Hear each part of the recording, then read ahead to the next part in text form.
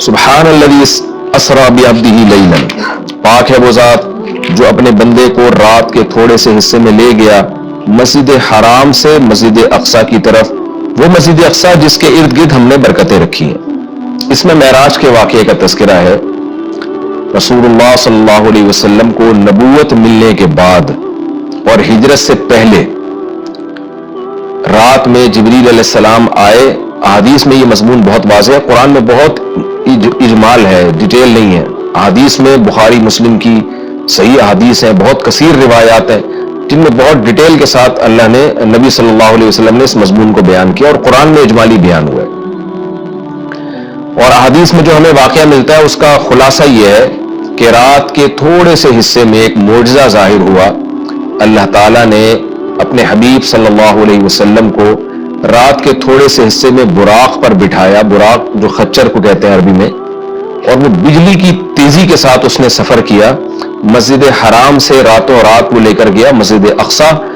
پھر احادیث میں آتا ہے کہ قرآن میں تو اتنا ہی ہے کہ مسجد حرام سے مسجد اقصی لے کر گیا تاکہ ہم اپنی بڑی بڑی نشانیاں دکھائیں۔ اس میں اشارہ ہے کہ اور بھی پھر اللہ تعالیٰ نے آپ کو نشانیاں دکھائیں، جس کی تفصیل حدیث میں ہے کہ اللہ تعالیٰ آسمانوں پہ لے کر گیا آپ کو۔ تو براق پر آپ صلی اللہ علیہ وسلم انتہائی تیز رفتاری کے ساتھ، بجلی کی رفتار کے ساتھ آپ صلی اللہ علیہ وسلم کو مسجد حرام سے مسجد اقصی لے جایا گیا۔ اور مسجد اقصی میں احادیث میں آتا ہے کہ سارے پیغمبروں کا اجتماع ہوا، آپ صلی اللہ علیہ وسلم نے تمام پیغمبروں کو نماز پڑھائی۔ پھر اس کے بعد وہاں سے آپ کو آسمانوں کا سفر کرایا گیا۔ پھر ہر پیغمبر کو کہ اپنے اپنے آسمانوں پہ ٹھکانے ہیں، وہاں بھی اللہ تعالیٰ نے رسول اللہ صلی اللہ علیہ وسلم کی ملاقات کروائی۔ حدیث میں آتا ہے آپ صلی اللہ علیہ وسلم موسیٰ علیہ السلام سے ملے اور آپ نے موسیٰ علیہ السلام کا حلیہ بیان کیا۔ آپ صلی اللہ علیہ وسلم یوسف علیہ السلام سے ملے اور آپ نے فرمایا کہ میں جب ملا تو میں نے دیکھا کہ آدھی دنیا کا، یعنی اس دنیا میں جتنا حسن ہے اکیلا آدھا اللہ نے یوسف علیہ السلام کو دیا ہے۔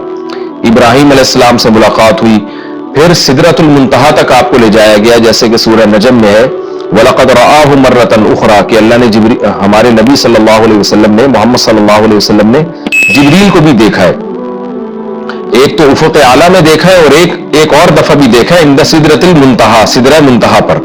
سدرہ عربی میں بیری کے درخت کو کہتے ہیں، منتہا کا معنی کنارہ، یعنی بالکل گویا کہ کائنات کے آخری کنارے پر ایک بیری کا درخت ہے۔ اس کی کیفیت کیا ہے، اسی طرح کا ہے کچھ اور ہے، وہ اللہ ہی بہتر جانتا ہے۔ ظاہر ہے یہ والی کیفیت تو نہیں ہے اس کی، حدیث میں دوسری کیفیت اس کی منقول ہے، تو وہ اللہ ہی کو اس کا علم ہے کہ وہ کس طرح کا درخت ہے۔ اس کو بیری سے تعبیر کیا گیا، اس کی وجہ کیا ہے، یہ ساری باتیں غیب کا علم ہے جن کو اللہ کے سوا اس کی پوری حقیقت کوئی نہیں جانتا۔ ہمیں جتنا بتایا گیا ہے ہم اس پر ایمان رکھتے ہیں۔ تو حدیث میں آتا ہے کہ سدرۃ المنتہا ہے جہاں اس کے بعد اس سے آگے کوئی نہیں جا سکتا۔ تو اللہ کے نبی صلی اللہ علیہ وسلم کو وہاں لے جایا گیا اور وہاں بھی آپ نے جبریل علیہ السلام کو دیکھا۔ تو اس کا تذکرہ بنی اسرائیل میں نہیں ہے بلکہ سورہ نجم میں ہے۔ تو وہ زیادہ مفسرین اسی طرف گئے کہ معراج ہی کی رات یہ واقعہ ہوا ہے۔ تو اس میں بھی اشارہ ہے کہ اللہ کے نبی صلی اللہ علیہ وسلم کو ساتویں آسمان تک لے جایا گیا۔ تو یہ سارا واقعہ ہوا اور رات کے تھوڑے سے حصے میں، اور پھر اللہ تعالیٰ رسول اللہ صلی اللہ علیہ وسلم کو دوبارہ واپس لے آئے، اور آپ صلی اللہ علیہ وسلم نے پھر جب مشرکین میں دعویٰ کیا کہ مجھے راتوں رات اس کائنات کی سیر کرائی گئی ہے، میں نے مسجد اقصی دیکھی، تو مشرکین نے مذاق اڑانا شروع کر دیا۔ مشہور واقعہ ابو جہل حضرت ابو بکر کے پاس آیا اور کہنے لگا کہ تمہارے ساتھی محمد صلی اللہ علیہ وسلم کا تمہیں پتہ ہے کہ انہوں نے کیا دعویٰ کیا ہے؟ ابو جہل کا خیال تھا کہ جب میں یہ واقعہ حضرت ابو بکر کو بتاؤں گا تو ابو بکر معاذ اللہ انکار کر بیٹھیں گے اور بولیں گے واقعی بھئی یہ تو محمد صلی اللہ علیہ وسلم نے معاذ اللہ جھوٹ کہا ہے اور آپ اللہ کے نبی نہیں ہے۔ تو ابو جہل خوشی خوشی گیا اور کہا کہ تمہارے ساتھی نے کیا کہا ہے؟ تو حضرت ابو بکر نے فرمایا کہ کیا واقعی محمد صلی اللہ علیہ وسلم نے یہ دعویٰ کیا ہے؟ ابو جہل خوش ہو کے کہنے لگا ہاں بالکل دعویٰ کیا ہے۔ تو حضرت ابو بکر نے کہا کہ پھر بالکل صحیح کہا ہوگا، پھر واقعی ایسا ہوا ہوگا ان کے ساتھ، کیونکہ محمد صلی اللہ علیہ وسلم جھوٹ نہیں بولتے۔ تو جب آپ نے یہ دعویٰ کیا کہ ایسا میرے ساتھ ہوا ہے تو مشرکین مذاق اڑانے لگے، اور پھر آپ صلی اللہ علیہ وسلم سے بیت المقدس کے بارے میں پوچھنے لگے کہ اچھا آپ اس کا نقشہ بتائیں کیسا ہے، راستے میں جو ہے کون کون سے قافلے ہیں جو جا رہے ہیں۔ حالانکہ دیکھیں جب کوئی اتنی تیز رفتاری سے سفر کرتا ہے تو وہ راستوں کے قافلوں کا نہیں بتا سکتا کہ راستے میں کس کس سے ملاقات ہوئی، اور ایک دفعہ کسی عمارت کی جب زیارت ہوتی ہے تو پورا نقشہ بھی ذہن میں نہیں رہتا. تو حدیث میں آتا ہے کہ جب مشرکین نے نبی صلی اللہ علیہ وسلم سے یہ باتیں پوچھی ہیں نا، تو اللہ تعالیٰ نے پوری مسجد اقصی آپ صلی اللہ علیہ وسلم کے سامنے رکھ دی، یعنی آپ کی نظروں کے سامنے رکھ دی، اور ان قافلوں کا بھی بتا دیا. تو نبی صلی اللہ علیہ وسلم ایک ایک کی خبر دیتے رہے، اور جب وہ قافلے واپس لوٹے ہیں تو جیسے جیسے نبی نے بتایا تھا اسی طرح انہوں نے خبر دی مشرکین کو، اور مشرکین حیران ہو گئے کہ نبی صلی اللہ علیہ وسلم نے کیسے وہ پورا نقشہ بتا دیا، حالانکہ آپ صلی اللہ علیہ وسلم کبھی مسجد اقصی گئے نہیں ہیں، لیکن عرب کے سفر ہوتے تھے تو وہ وہی اسی طرح بیان کیا جس طرح سے مسجد اقصی تھی. تو یہ ایک معجزہ اللہ نے ظاہر کرنا تھا. اس میں بہت ساری حکمتیں تھیں اور اس میں بہت سارے مضامین ہیں. سب سے پہلا سوال اس میں عام طور پر کیا جاتا ہے کہ اللہ کے حبیب صلی اللہ علیہ وسلم نے اللہ کی زیارت معراج کی رات کی یا نہیں کی. اس بارے میں دونوں طرف روایات ہیں، کوئی مضبوط بات ہمیں اس بارے میں ملتی نہیں ہے کہ زیارت ہوئی. جن احادیث میں آتا ہے کہ زیارت کی وہ قابل تعویل ہے، اور بعض روایتوں میں صراحتاً نفی ہے. اس لیے اس بارے میں کوئی بھی شخص کوئی بھی نظریہ رکھ لے تو رکھ سکتا ہے. میرا اپنا رجحان یہ ہے کہ کسی مضبوط دلیل سے یہ ثابت ہوتا نہیں ہے کہ ہمارے حبیب صلی اللہ علیہ وسلم نے اس رات میں واقعی اللہ کی زیارت کی ہے. کوئی مضبوط روایت نہیں ہے، اور جو نفی کی روایتیں ہیں وہ زیادہ مضبوط ہیں، واللہ عالم. دوسرا یہ کہ اس میں حکمت کیا تھی؟ تو پہلی حکمت تو یہی تھی کہ نبی کا ایک معجزہ ظاہر کرنا تاکہ عربوں کو آپ کی نبوت پہ یقین آئے معجزات کے ذریعے. دوسری ایک بہت بڑی حکمت علماء نے یہ بیان کی ہے کہ اللہ تعالیٰ کیونکہ نبی صلی اللہ علیہ وسلم کو آخری نبی اور سب سے افضل نبی بنایا، تو آپ کے ساتھ ایک ایسا معجزہ ظاہر کیا گیا کہ جس سے آپ کا مقام تمام پیغمبروں سے بلند ہونا ثابت ہو جائے. اب دیکھیں اللہ کے حبیب صلی اللہ علیہ وسلم تو مسجد اقصی سفر کر ہی نہیں، بہت مشکل تھا آپ کے لیے وہاں تک سفر کرنا، جبکہ مسجد اقصی زیادہ تر پیغمبروں کا قبلہ رہا ہے. تو اتنی مقدس سرزمین سے اللہ تعالیٰ اپنے حبیب صلی اللہ علیہ وسلم کو اس کی برکتوں سے کیسے محروم کر سکتے تھے؟ تو اللہ تعالیٰ کی حکمت نے یہ تقاضا کیا کہ وہ سرزمین جو موسیٰ کلیم اللہ کا قبلہ رہی ہے، جو ابراہیم علیہ السلام جہاں نماز پڑھا کرتے تھے، جہاں یعقوب علیہ السلام، اسماعیل علیہ السلام، اسحاق علیہ السلام اور عیسیٰ علیہ السلام، یہ سارے پیغمبر گزرے، تو اس زمین کی برکت نبی صلی اللہ علیہ وسلم بھی حاصل کریں. ایک تو یہ، اور دوسرا اس زمین کو پیغمبر کی برکت بھی ملے، یعنی اس زمین کی فضیلت میں اور اضافہ ہو کہ اتنے سارے پیغمبر یہاں آئے ہیں، تو یہ کیسے ہو سکتا ہے کہ محمد صلی اللہ علیہ وسلم کے قدم یہاں نہ ہو، تاکہ اس بیت المقدس کی فضیلت اور زیادہ بڑھ جائے. یہ نہ کہا جا سکے کہ یہ جگہ تمام پیغمبر تو آئے مگر محمد صلی اللہ علیہ وسلم نہیں آئے. تو اللہ نے اس جگہ کو بھی مزید برکتیں دی، اور محمد صلی اللہ علیہ وسلم کی برکتوں میں بھی اللہ نے اضافہ کیا تاکہ آپ کی فضیلت ثابت ہو جائے. دوسرا یہ کہ وہاں جا کے تمام پیغمبروں کی امامت کروائی گئی ہے، اس سے بھی پیغمبر صلی اللہ علیہ وسلم کی فضیلت کو ثابت کرنا مقصد تھا کہ کیونکہ امام سب سے افضل کو بنایا جاتا ہے. تو آدم علیہ السلام سے لے کر حضرت عیسیٰ روح اللہ تک تمام پیغمبروں کو نبی کی قیادت میں نماز پڑھوائی گئی، نبی کی امامت میں، تاکہ پریکٹیکلی پیغمبر صلی اللہ علیہ وسلم کی امامت ثابت ہو. اور یہ مضمون بتا دیا جائے کہ محمد صلی اللہ علیہ وسلم کے دنیا میں آنے کے بعد اب امامت یہ پیغمبر صلی اللہ علیہ وسلم کا حق ہے. جیسے کہ حدیث میں آتا ہے لو کان موسیٰ حیا لما وسعہ الا اتباعی، کہ اگر موسیٰ بھی زندہ ہو تو میری اتباع کے بغیر چارہ نہیں ہے. تبھی حضرت عیسیٰ بھی قرب قیامت میں آئیں گے نا، تو آپ صلی اللہ علیہ وسلم ہی کو وہ فالو کریں گے. تو اس کا ایک عملی نمونہ پیش کرنا تھا کہ لوگ اب نبی جب دنیا میں آ گئے ہیں محمد صلی اللہ علیہ وسلم، تو تمام شریعتیں منسوخ، اب آپ صلی اللہ علیہ وسلم ہی کو سب نے فالو کرنا ہے. تو یہ ساری حکمتیں تھیں جس کے لیے معراج کا واقعہ وجود میں لایا گیا. الذی بارکنا حولہ، تو اس آیت سے تو یہ پتہ چلتا ہے نا کہ اللہ تعالیٰ اپنے حبیب صلی اللہ علیہ وسلم کو مسجد اقصی تک لے کر گئے، اور حکمت کیا تھی وہ میں نے بتا دیا آپ کو. لیکن اس کے کچھ فقہی احکام بھی ہیں، ان کا سمجھنا بھی ضروری ہے. قرآن کی جو نص ہے نا بالکل واضح آیت، اس میں تو اللہ تعالیٰ نے مسجد حرام سے مسجد اقصی تک کے سفر کا تذکرہ کیا ہے، اور صاف طور پر اللہ کیا کہتے ہیں، اسری بعبدہ، وہ ذات جو اپنے بندے کو لے کر گئی. یہ بات خوب اچھی طرح سمجھ لیں کہ بعض حضرات اس بات کے شروع میں قائل رہے ہیں، بہت تھوڑی سی جماعت ہے، کہ معراج جو ہے یہ خواب میں ہوئی ہے، لیکن پھر امت کا اس پر اجماع ہو گیا دلائل کی روح سے کہ معراج خواب میں نہیں ہے بلکہ جسمانی ہے. لہذا پوری امت کا تمام فقہا محدثین کا اس پر اجماع ہوا کہ یہ خواب میں نہیں ہوا بلکہ یہ جسمانی، یعنی آپ کو جسد اطہر کے ساتھ لے جایا گیا ہے. اور اس کی دلیل قرآن کی آیت ہے کہ سبحان الذی اسرا. ایک تو سبحان اللہ عربی میں تعجب کے موقع پہ کہا جاتا ہے، تو تعجب ظاہر ہے جب ہی ہوگا نا جب جاگتی حالت میں ہو. اگر خواب کی حالت میں ہے تو پھر تو یہ تعجب کی بات نہیں، خواب میں تو کچھ بھی آ سکتا ہے انسان کو. دوسرا یہ کہ اللہ نے یہاں یہ فرمایا بعبدہ، اپنے بندے کو لے کر گیا. تو عبد کا جو اطلاق ہے نا بندے کا، وہ صرف روح پر نہیں ہوتا، وہ جسم اور روح دونوں پر ہوتا ہے. جب ہم کہتے ہیں میں فلاں کو فلاں جگہ لے کر گیا، تو اس سے یہی سمجھ میں آتا ہے کہ اس کو جسم کے ساتھ لے کر گیا میں. تو اس لیے قرآن میں یہ بھی اشارہ ملتا ہے کہ معراج جو ہے وہ جسم کے ساتھ ہوئی ہے. تو جو حضرات کہتے ہیں نا کہ روح کے ساتھ ہوئی ہے یعنی خواب میں ہوا ہے، وہ استدلال کرتے ہیں سورہ بنی اسرائیل کی ایک آیت میں جو آگے آئے گی انشاءاللہ، جس میں آتا ہے وَمَا جَعَلْنَا الرُّؤْيَا الَّتِي أَرَيْنَاكَ إِلَّا فِتْنَةً لِلنَّاسِ وَالشَّجَرَةَ الْمَلْعُونَةَ فِي الْقُرْآنِ. یہ سورہ بنی اسرائیل میں اسی صورت میں آگے یہ آیت آ رہی ہے. میں اس کا نمبر بھی آپ کو بتا دیتا ہوں. یہ آیت نمبر 60 ہے اسی سورہ بنی اسرائیل کی. وَمَا جَعَلْنَا الرُّؤْيَا الَّتِي أَرَيْنَاكَ. رؤیا جو ہے نا قرآن میں خواب پر بھی اس کا اطلاق کیا گیا ہے، جیسے کہ سورہ یوسف میں آتا ہے کہ لا تقصص رؤیاک علی اخوتک. رؤیا، اے میرے بیٹے اے یوسف تو اپنے خواب لوگوں کے اپنے بھائیوں کے سامنے بیان نہ کرنا. تو رؤیا کا اطلاق چونکہ خواب پر بھی ہوتا ہے، لہذا بعض لوگوں نے یہ کہا کہ قرآن کہہ رہا ہے وما جعلنا الرؤیا التي اریناک، اے نبی جو رؤیا ہم نے آپ کو دکھایا وہ ہم نے لوگوں کی آزمائش کے لیے دکھایا ہے. تو اس سے بعض لوگوں نے استدلال کیا ہے اس زمانے کے اسکالرز نے کہ دیکھیں قرآن تو رؤیا کہہ رہا ہے، رؤیا تو خواب کو کہتے ہیں، تو اس سے پتہ چلتا ہے کہ جو معراج تھا، معراج کا واقعہ ہوا یہ خواب میں ہوا، یہ جاگتی حالت میں نہیں ہوا. لیکن خوب سمجھ لیں عربی میں جو رؤیا کا لفظ ہے یہ منظر کے معنی میں استعمال ہوتا ہے. منظر، سین جسے انگلش میں کہتے ہیں سین. رؤیا کا رؤیت سے نکلا ہے دیکھنا، وہ چیز جو دیکھی جائے. تو خواب بھی چونکہ ایک سین ہوتا ہے، منظر ہوتا ہے، اس لیے اس کو رؤیا کہا جاتا ہے. یہ مطلب نہیں ہے کہ ہمیشہ رؤیا کا اطلاق خواب پر ہی ہوگا.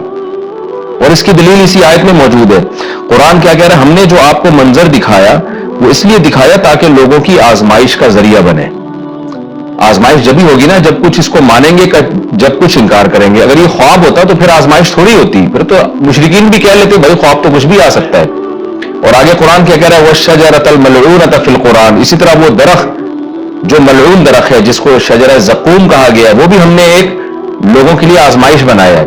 کیونکہ جب مشرکین مکہ کو بتایا گیا کہ کڑوا درخت ہے جہنم میں، تو فوراً انہوں نے کہا کہ درخت تو آگ میں اگ ہی نہیں سکتا، یہ تو پاسبل ہی نہیں ہے. تو اللہ نے اس کا جواب دیا کہ وہ جہنم کی جڑ، اس کی جو جڑ ہے وہ جہنم کی تہ میں ہے. اور پھر اللہ نے بتایا کہ ہم نے وہ درخت اس لیے پیدا کیا ہے تاکہ یہ جو لوگ ہیں، جو مادہ پرست لوگ ہیں، یہ خدا کی قدرت کا انکار کریں اور یہ انکار کریں کہ کہیں کہ درخت آگ میں نہیں پیدا ہو سکتا، جبکہ اللہ تو سب کچھ کر سکتا ہے. تو اب دیکھیں قرآن کیا کہہ رہا ہے کہ ہم نے جو ملعون درخت ہے وہ بھی لوگوں کے لیے فتنہ بنایا. کیا مطلب؟ اسباب کی دنیا میں وہ بھی پاسبل نہیں ہے کہ ایسا ہو، تبھی تو فتنہ ہے، تبھی تو آزمائش ہے. ایمان والے اس درخت کے وجود کے قائل ہوں گے، اور احمق اور بیوقوف جو خدا کی قدرت کا انکار کرتے ہیں وہ انہیں اس کی کوئی سائنسی لاجک سمجھ میں نہیں آئے گی تو وہ انکار کر دیں گے. تو اب قرآن نے معراج کے واقعے کو اور جو زقوم کا درخت ہے، آیت نمبر 60 سورہ بنی اسرائیل کی آیت نمبر 60، جی ہاں، اس صورت میں ایک ہی مقام پہ بیان کیا ہے. تو کیا مطلب؟ دونوں کا وقوع اس کی کوئی لاجک بنتی نہیں ہے، دونوں سیم ہیں. یعنی معراج کا واقعہ اور جہنم میں درخت کا پیدا ہونا یہ دونوں عقل سے بالاتر چیزیں ہیں. لہذا جو خدائی قدرت کے قائل ہیں وہ اس کا اقرار کریں گے، جو خدائی قدرت کے قائل نہیں ہیں وہ ان دونوں واقعات کا انکار کر دیں گے. تو اس سے بھی پتہ چلتا ہے کہ معراج جسم کے ساتھ ہوئی ہے، کیونکہ اگر اس کو خواب میں مان لیا جائے تو پھر یہ اس کی کوئی سائنسی دلیل دینے کی ہمیں ضرورت نہیں رہتی، کیونکہ خواب میں انسان کچھ بھی کر سکتا ہے، سب کچھ ہو سکتا ہے خواب میں اس کے ساتھ. تو یہ واضح قرائن ہے اس بات کے کہ خواب یہ جو معراج ہوئی ہے رسول اللہ صلی اللہ علیہ وسلم کو، یہ جسد اطہر کے ساتھ ہوئی ہے. یہ صرف روح کو آسمان میں نہیں لے جایا گیا، اور صرف جو ہے خواب میں یہ کام نہیں ہوا بلکہ جسد اطہر کے ساتھ یہ کام ہوا ہے. اور حضرت عائشہ رضی اللہ تعالی عنہ سے ایک روایت ہے جس میں آتا ہے کہ رسول اللہ صلی اللہ علیہ وسلم کا جسد اطہر ما فقیدہ، اس طرح کے الفاظ ہے، صحیح حدیث ہے کہ وہ گم نہیں پایا گیا. تو بعض لوگوں نے اس سے استدلال کیا کہ امی عائشہ کو یہ دعویٰ کر رہی ہے کہ نبی صلی اللہ علیہ وسلم کا جسد وہ گم نہیں پایا گیا، لہذا جسد وہی تھا اور روح کو معراج ہوئی ہے. تو یہ خوب سمجھ لے حضرت عائشہ کے کلام کا یہ مفہوم نہیں ہے. حضرت عائشہ کے کلام کا وہی مفہوم لیا جائے گا نا دیگر احادیث سے ثابت ہوتا ہے. تو مطلب یہ ہے کہ اتنی تھوڑی دیر کے لیے وہ جسم بستر سے غائب ہوا ہے کہ گم نہیں پایا گیا، یعنی کسی نے آپ کو تلاش کرنے کی کوشش نہیں کی. ورنہ اتنا بڑا واقعہ ہو کہ آپ مسجد اقصیٰ میں جا رہے ہیں اور ساتوں آسمانوں کی آپ کو سیر کرائی جا رہی ہے تو اشکال ہوتا ہے نا کہ پھر تو جسم آپ کا غائب ہونا چاہیے تھا. لوگ تلاش کرتے کہ بھئی رسول اللہ صلی اللہ علیہ وسلم تو یہاں تھے، اب گئے کہاں اتنے ٹائم کے لیے.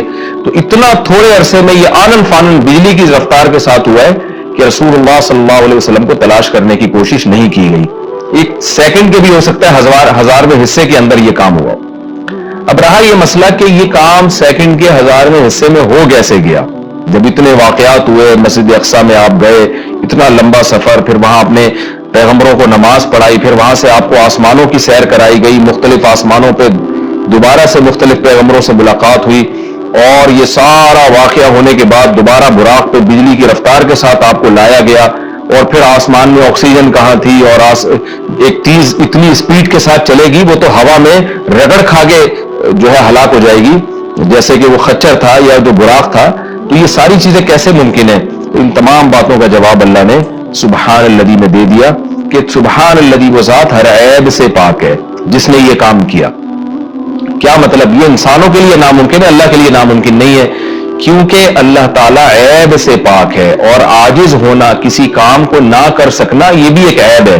تو یہ عیب انسانوں میں پایا جاتا ہے، یہ اللہ میں نہیں پایا جاتا. اسی لیے بار بار یہ بات کہی جاتی ہے کہ معجزہ یا کرامت یہ اللہ کی قدرت کی دلیل ہوتی ہے، یہ پیغمبر کی یا انسانوں کی قدرت کی دلیل نہیں ہوتی، یا بزرگوں کی قدرت کی دلیل نہیں ہوتی، یہ اللہ کی قدرت کی دلیل ہے. تو اللہ سب کچھ کر سکتا ہے. اور اس میں ایک علمی نقطہ مفسرین نے بہت زبردست بھی بیان کیا کہ دیکھیں اللہ نے محمد صلی اللہ علیہ وسلم کے لیے عبد کا لفظ استعمال کیا اور اپنے لیے سبحان اللہ کا لفظ استعمال کیا. یعنی یہ بتا دیا کہ معراج کا واقعہ جو وقوع میں آیا ہے اس سے محمد صلی اللہ علیہ وسلم کا عبد ہونا اس میں کمی نہیں ہوئی، بلکہ آپ تو اللہ کے غلام ہیں، عبد ہیں. تو یہ آپ کی طاقت اور قدرت کی دلیل نہیں ہے، کیونکہ آپ تو غلام ہیں، عبد ہیں، سارے انسان اللہ کے عبد ہیں. تو یہ اللہ کی قدرت کی دلیل ہے. تو یہ بھی ایک اہم پوائنٹ کی بات ہے کہ اس میں کوئی شرک نہ کرنا شروع کر دے اور یوں نہ کہے کہ محمد صلی اللہ علیہ وسلم اتنے طاقتور ہیں کہ رات کے تھوڑے سے حصے میں وہ بیت المقدس بھی چلے گئے اور ساتوں آسمانوں کی سیر بھی کر کے آ گئے، تو کوئی محمد صلی اللہ علیہ وسلم کی عبادت نہ شروع کر دے. اس لیے اللہ نے بتا دیا کہ بھائی یہ سبحان اللہ، اللہ ہر عیب سے پاک ہے. محمد صلی اللہ علیہ وسلم تو عبد ہے، عبد ہی رہیں گے. اللہ نے آپ کو عبد بنایا، تو عبد کی عبادت نہیں ہوتی، عبادت معبود کی ہوتی ہے. اب میں آگے چلتا ہوں. میں نے مختصر معراج کا واقعہ بیان کیا، باقی معراج کس رات کو ہوئی خوب سمجھ لیں، اس بارے میں کوئی مستند روایت موجود نہیں ہے، یعنی اس کی اسپیسیفک تاریخ کہ کس تاریخ کو یہ واقعہ وجود میں آئے. 27 رجب لوگوں نے خود گڑی بھی ہے، اس پر کوئی صحیح حدیث موجود نہیں ہے. تو ہمیں بس اتنا ایمان ہے کہ معراج کا واقعہ ہوا ہے. اچھا، نبی صلی اللہ علیہ وسلم کے مسجد حرام سے مسجد اقصیٰ تک جانے کے عمل کو اسراء کہا جاتا ہے، اور مسجد اقصیٰ سے ساتویں آسمان تک جانے کے عمل کو معراج کہا جاتا ہے. یہ بھی ایک ٹرم خوب اچھی طرح سے آپ سمجھ لیں. تو اسراء کا عمل اور معراج کا عمل، اور علماء نے یہ کہا ہے، یہ مسئلہ بیان کیا ہے کہ جو مسجد اقصیٰ تک جانے کا بھی انکار کرے گا وہ کافر ہو جائے گا، کیونکہ قرآن کی صریح آیت موجود ہے. اور جو آسمانوں پہ جانے کا انکار کرے گا تو اگر وہ کوئی تعویل کر رہا ہے احادیث کی یا خبر واحد ہونے کی وجہ سے تو وہ گمراہ ہوگا، کافر نہیں ہوگا. لیکن جو ضد اور ہٹ دھرمی میں انکار کر رہا ہے صرف نبی صلی اللہ علیہ وسلم کی بات کو غلط قرار دے کر، تو پھر وہ بھی کافر ہو جائے گا. تو اس لیے معراج کا یعنی مسجد حرام سے مسجد اقصیٰ تک جانے کا تو قرآن میں چونکہ صراحتاً ذکر ہے، اس کا انکار تو بالکل قرآن کا انکار کہلائے گا. اور جو احادیث کا انکار کرتا ہے تو اگر کوئی تعویل کرتا ہے تو گمراہ کہلائے گا، تعویل نہیں کرتا تو پھر وہ بھی کافر کہلائے گا. آگے اللہ فرماتے ہیں الذی بارکنا حولہ، اس مسجد اقصیٰ جس کے ارد گرد ہم نے برکتیں رکھی ہیں. ارد گرد چونکہ سرزمین شام ہے تو اس میں اللہ نے برکتیں رکھی، دنیاوی برکتیں بھی رکھی ہیں اور روحانی برکتیں بھی. روحانی برکتیں یہ ہیں کہ جتنے پیغمبر اس سرزمین میں آئے کسی دوسری زمین میں نہیں آئے, اور جتنے پیغمبروں کی وہاں قبریں ہیں سرزمین شام میں اور بیت المقدس میں, اتنی قبریں پیغمبروں کی کہیں نہیں ہیں, کسی اور جگہ پہ اتنی قبریں نہیں ہیں. اور دنیاوی برکتیں کیا ہیں کہ وہاں کی پیداوار, وہاں کی ہوا وہ بہت صحت کے لیے مفید ہے. انار, وہاں کا زیتون, وہاں کی انجیر, یہ سارے ایسے برکت والے پھل اللہ وہاں پیدا کرتا ہے اور بہت وافر مقدار میں. میں ترکی کے میں شام کے بارڈر تک گیا ہوں. پہلے تو شام کا علاقہ بہت وسیع تھا, تو یہ تو اب جو شام ہے یہ تو تھوڑا سا رہ گیا. نبی صلی اللہ علیہ وسلم کے دور کا جو شام ہے وہ تو بہت وسیع رقبہ تھا. تو وہ ترکی کے بارڈر پہ جب آپ جاتے ہیں اور شام کی سرزمین ملتی ہے تو آپ کو اندازہ ہوتا ہے وہاں کی ہوا میں ایک خاص قسم کی ایک محسوس ہوتا ہے انسان کو اپنی صحت, اور ایک خاص قسم کی خوشبو محسوس ہوتی ہے. اور زیتون بہت کثرت سے پیدا ہوتا ہے, انجیر بہت کثرت سے پیدا ہوتا ہے, انار بہت کثرت سے پیدا ہوتا ہے. وہاں کے لوگوں کی صحتیں, ان کے چہروں کی فریشنس وہ صاف بتا رہی ہوتی ہے کہ اللہ نے زمین میں جسمانی برکتیں بھی بہت زیادہ رکھی ہیں. اور علماء نے لکھا ہے کہ اللہ نے جب یہ بتایا نا کہ مسجد اقصیٰ کے ارد گرد برکتیں, تو اس سے خود بخود یہ ثابت ہوتا ہے کہ جس مسجد کے مبارک ہونے کی وجہ سے اس کے ارد گرد اتنی برکتیں, تو خود اس مسجد میں کتنی برکتیں ہوں گی. تو وہ مسجد بہت زیادہ برکت والی ہے. تبھی حدیث میں آتا ہے کہ جو مسجد حرام میں نماز پڑھتا ہے اسے 1,00,000 نمازوں کا ثواب ملتا ہے, اور جو مسجد اقصیٰ اور مسجد نبوی میں نماز پڑھتا ہے اسے 1,000. اور بعض روایات میں آتا ہے مسجد اقصیٰ میں 50,000 اور مسجد نبوی میں 1,000. اور یہ بھی رسول اللہ صلی اللہ علیہ وسلم کی صحیح حدیث ہے, لا تشد الرحال الا الى 3 مساجد, کہ سفر کیا جائے گا صرف 3 مسجدوں کی طرف. کیا مطلب؟ وہ سفر جو بنیت عبادت ہو, بنیت عبادت یعنی 3 مسجدیں ایسی ہیں جن کی طرف سفر کر کے ان مسجدوں کی زیارت کرنا ہی عبادت ہے. ویسے تو کوئی بھی مسجد ہو آپ ویسے دیکھنے کے لیے چلے جائیں, اس کو سفر کر کے بھی انسان جا سکتا ہے ویسے ہی دیکھنے کے لیے بھئی مسجد کیسی بنی ہے, خوبصورت ہے یا نہیں.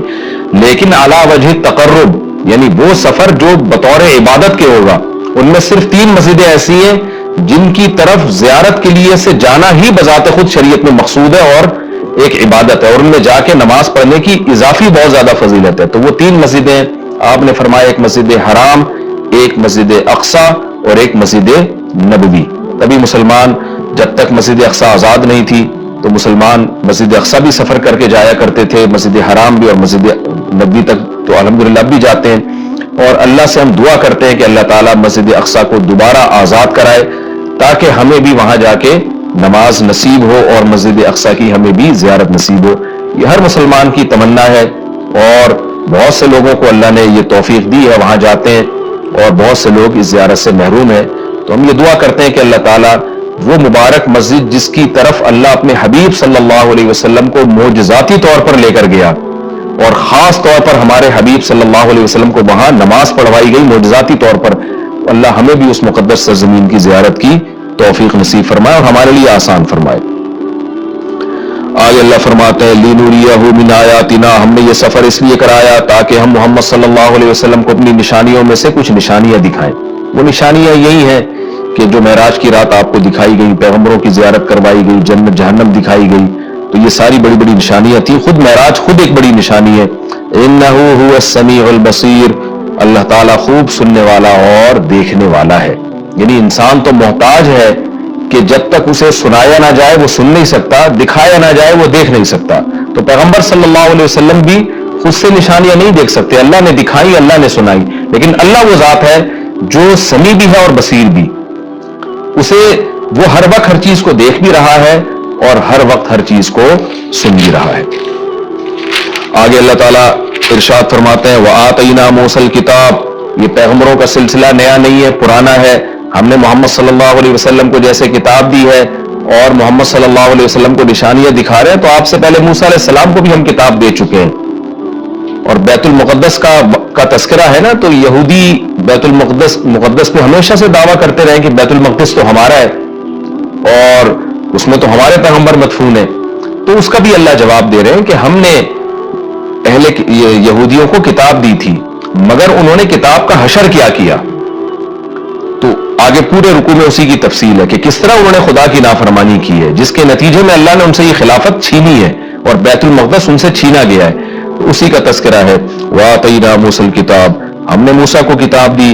وَجَعَلْنَاهُ هُدًى, اور ہم نے ہدایت بنایا تھا اس کتاب کو. لِبَنِي اسرائیل, بنی اسرائیل کے لیے. اللہ تتخذوا من دونی وکیلا, اور ان سے کہا تھا میرے سوا کسی کو کارساز نہ بنانا. اللہ ہی سے دوستی لگانا, اللہ ہی کو اپنا وکیل یعنی کارساز سمجھنا کہ اللہ ہی تمہارے کام بنائے گا بگاڑے گا, لہذا اللہ ہی سے بنا کے رکھنا ہے. وکیل کہتے ہیں جو آپ کے کام بنانے والا ہوتا ہے. تو جب اللہ پہ اعتماد اور توکل کرو گے, اللہ ہی کو کارساز سمجھو گے, تو اس پہ ظاہر ہے اس کی اطاعت بھی کرو گے نا. مگر یہودیوں نے ایسا نہیں کیا. آگے اللہ خطاب کرتے ہیں ذریۃ من حملنا مع نوح, اے وہ لوگوں جن کو ہم نے نوح کے ساتھ سوار کیا تھا, اے ان کی ذریت, یعنی اللہ تعالیٰ ہم سب سے پوری انسانیت سے خطاب کر رہے ہیں کہ تم وہ لوگ ہو جن کو ہم نے نوح کے ساتھ کشتی میں سوار کیا تھا, ان کی اولادیں ہو تم. نوح علیہ السلام کے ساتھ کشتی میں بہت سے لوگ سوار ہوئے تھے. ان میں نوح علیہ السلام کے 3 بیٹے بھی تھے, حام, سام اور یافس, جن کا نام بیان کیا جاتا ہے. تو باقی ساری نسل انسانیت کی انہی 3 بیٹوں سے چلی ہے. تو وہ چونکہ کشتی میں نوح علیہ السلام کے ساتھ سوار تھے, اس لیے اللہ نے کہا کہ تم اے انسانوں تم ان کی نسلیں ہو جن کو نوح علیہ السلام کے ساتھ ہم نے کشتی میں سوار کیا تھا, جو ان کے 3 بیٹے تھے. تو وہ اللہ کا بہت بڑا احسان ہے کہ تمہارے جو باپ دادے تھے نا, نوح علیہ السلام اور ان کے 3 بیٹے, وہ تو شکر گزار بندے تھے جن کے شکر گزاری کی وجہ سے پوری انسانیت کو تباہ کر کے ہم نے چند لوگوں کو کشتی میں سوار کیا تھا. آگے تم انہی کی نسلیں ہو.